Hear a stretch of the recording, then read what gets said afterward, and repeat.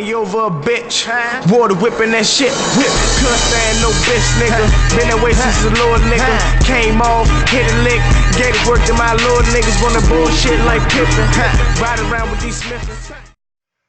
Man here. Y'all know how I get down. We talking boxing, man.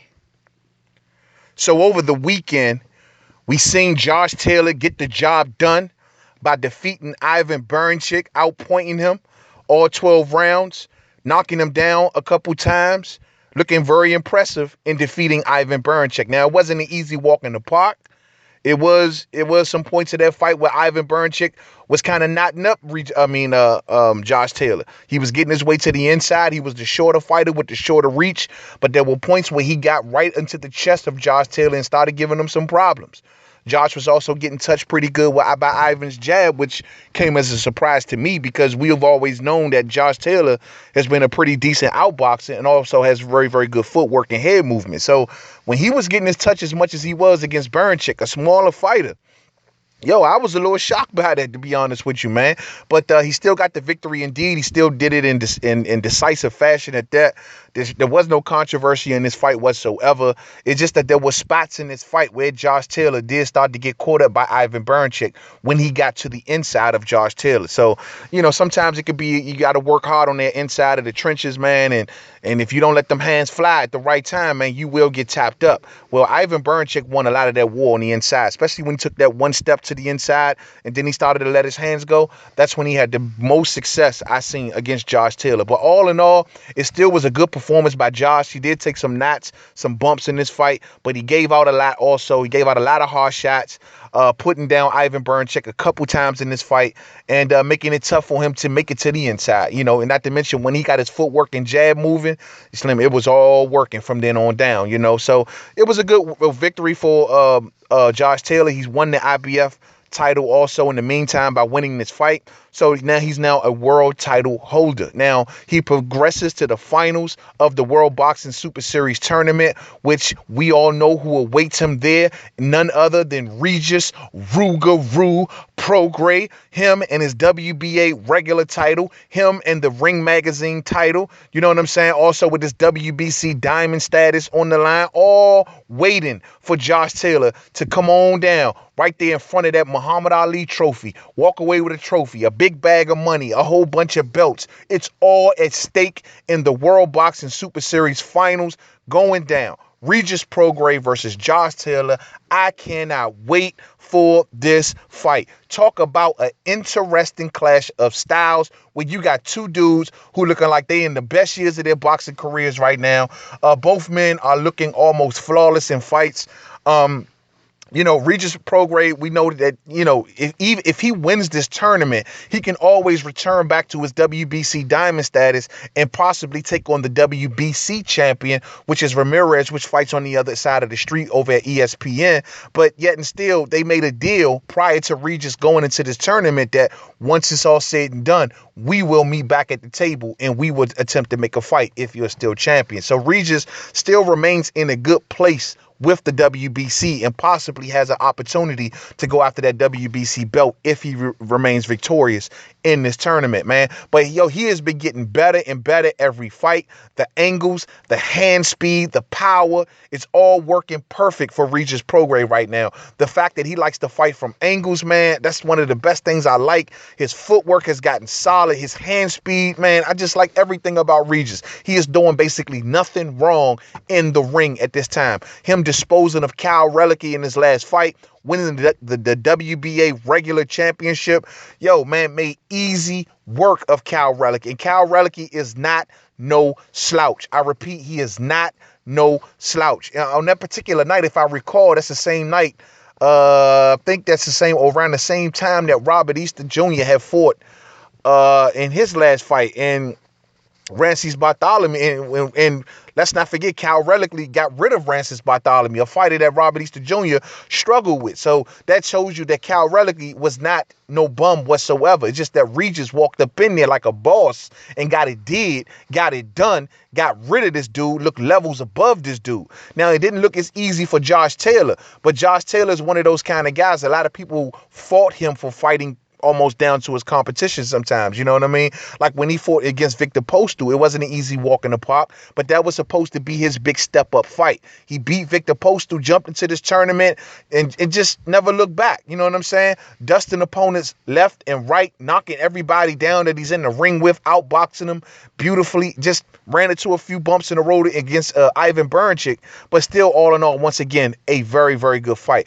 Now, style-wise, both men are outboxers. Both men can box. I think Regis is the better inside fighter. I think he has the faster hands.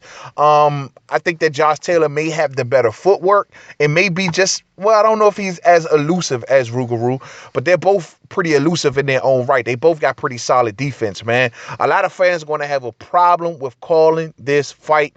I think that Regis Prograis has the faster hand speed over Josh Taylor. I just think that honestly, Regis does maybe everything just a little bit better than Josh. Not overly better, but just a little bit better than Josh. You know what I'm saying? They both got good chins. Man, this is a pick'em fight if I ever seen it right now. I'm leaning more so towards Regis Prograis. I think Regis can take the edge with his hand speed and also with his just overall quickness. And Josh Taylor, man, if he can get the rhythm of Rougarou down, then it's going to be a long night for Regis Prograis. But right now, man, I do got it 50-50. I'm just happy to hear this fight. We all knew that these two fighters were going to be the ones that made it to the finals. You know what I'm saying? We all knew that these were the two best fighters in the particular tournament. So, you know, a lot of us may not be surprised about these two making it to the finals, but I'm just happy it played out a lot the way a lot of us did, because now we got one hell of a fight waiting for us in the finals of the World Boxing Super Series, man. Shout out to the World Boxing Super Series. I would love to see them to make a interest into the welterweight division, man, or an interest into the middleweight division, man. If the diva attitudes would allow it, that would be it. You know what I'm saying? Now, let's see what the fighters had to say, because they got them out in quotes. According to Regis Prograis, he says, and I quote, because he was ringside at the Josh Taylor versus Ivan Bernchik fight. And he said, from taking away from that fight, he says, and I quote, "He got hoes. You can't get hit like that by me.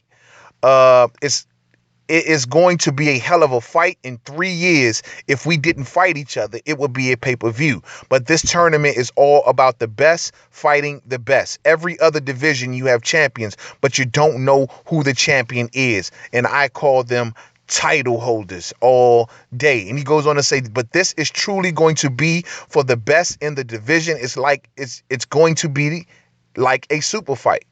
And that's according to Regis Prograis, end quote. And so he's approaching this in a serious manner. He realized with so much at stake involved into this particular tournament, and so much at stake involved in this final fight. Numerous titles, a lot of recognition, a bag of money, the Muhammad Ali trophy, the bragging rights of saying you won the tournament against the best in the division. That's just having that accolade on your resume, man. That's what sent Andre Ward into stardom. And, you know, by him winning the Super 6 tournament and things like that, fighting the best that was in his division at the time. It's launching pads like that can launch you into another orbit. Look at Usyk. Look at what the tournament did for Usyk. Now Usyk is up at heavyweight, and he's up at heavyweight expected to do great things. He's up at heavyweight with a high pedigree, and a lot of people have a certain amount of respect for him because of what he did by winning this tournament. You know what I'm saying? All day. Now, according to Josh Taylor, he says, and I quote, "I've always believed in my goals and ability.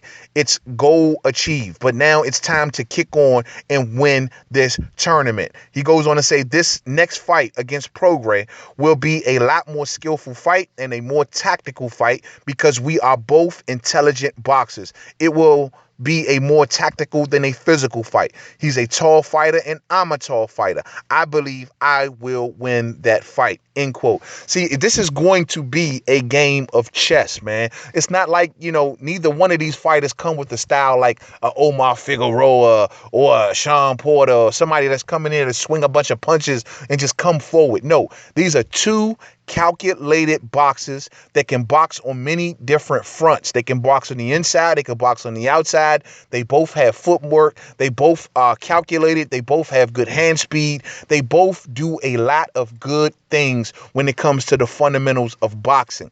I just give Regis Prograis the slight edge and from what I see.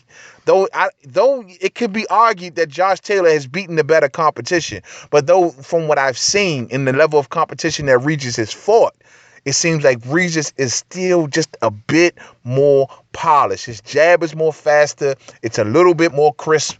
You know, his footwork, his angles are just a bit more better. And I'm just telling you, man. And then on top of that, Regis Prograis does subtle movements as opposed to Josh Taylor's like heavy movements. You know what I mean? Like, Josh will like duck way up under one of your punches, as for Regis, who would just do a slight head adjustment to get right up under your punches. And sometimes those subtle movements are just the thin line between how much time you got to counter back and how much time that it takes to properly throw a counter punch. And just that millisecond of a subtle movement can make him throw a much better counter punch than Josh could all day long. It's just little things like that I see Regis does. Just give them the slight edge above Josh, in my opinion. But like I said, man, all in all, going to be a good fight. Going to be a hard fight to call for a lot of boxing fans. Both of these men have done nothing but right. I respect the winner, and I also respect the loser, because the loser had to fight some decent fighters to get to this point. You know what I mean? And both men did their thing in this tournament. So may the best man wins. Looking forward to it. So to the next video, Main Man Made Man. Don't forget to subscribe. Twitter, Made Man 511. Facebook, Main Man Made Man Boxing Forum. Instagram, Main Man Made Man. Looking to be a promising fight, a promising finals, something that we all expected and looking forward to. Yo, this shit is about to be lit right here, man, all day. And I cannot wait for this fight. Bring it on back to America, Rougarou. Bring it on back to America. We bringing that Muhammad Ali trophy from Scotland to America, where it belongs, all day. To the next video. Peace out.